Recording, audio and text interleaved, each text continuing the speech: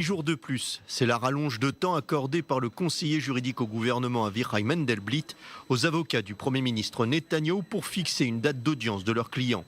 C'est aussi une nouvelle échéance de l'audience face au dossier d'accusation non récupéré par la défense. La stratégie des avocats de Benjamin Netanyahou semble se mettre en place.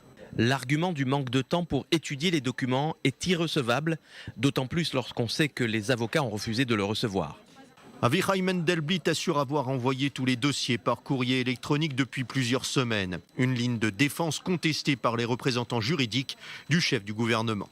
En l'absence du signataire, votre expéditeur s'est bien présenté devant nos bureaux, mais il a décidé de ne pas laisser une copie du courrier électronique qui contenait les documents et a pris la décision de quitter les lieux avec cette copie en main. Une partie de ping-pong qui dure depuis le mois de février et la décision du conseiller juridique au gouvernement d'inculper le Premier ministre dans les affaires 1000, 2000 et 4000.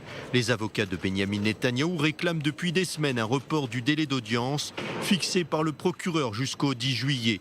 Leurs arguments, le manque de temps pour le Premier ministre pour se préparer à l'audience, notamment en raison des dernières fêtes de la Pâque juive, des célébrations des journées du souvenir et de l'indépendance de l'État d'Israël, et surtout en raison de la formation d'un gouvernement.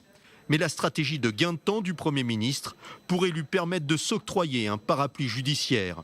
Le Premier ministre tente d'ailleurs de convaincre ses futurs partenaires de la coalition de faire voter la loi d'immunité qui le protégerait de toute future poursuite judiciaire.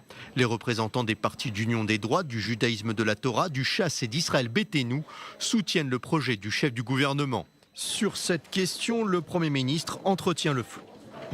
Chacun fera son travail. Vous vous posez les questions et moi je suis libre de répondre ou de ne pas répondre. Face aux manœuvres du Premier ministre et de ses avocats, Avichai Mendelblit maintient lui son calendrier et la date butoir du 10 juillet.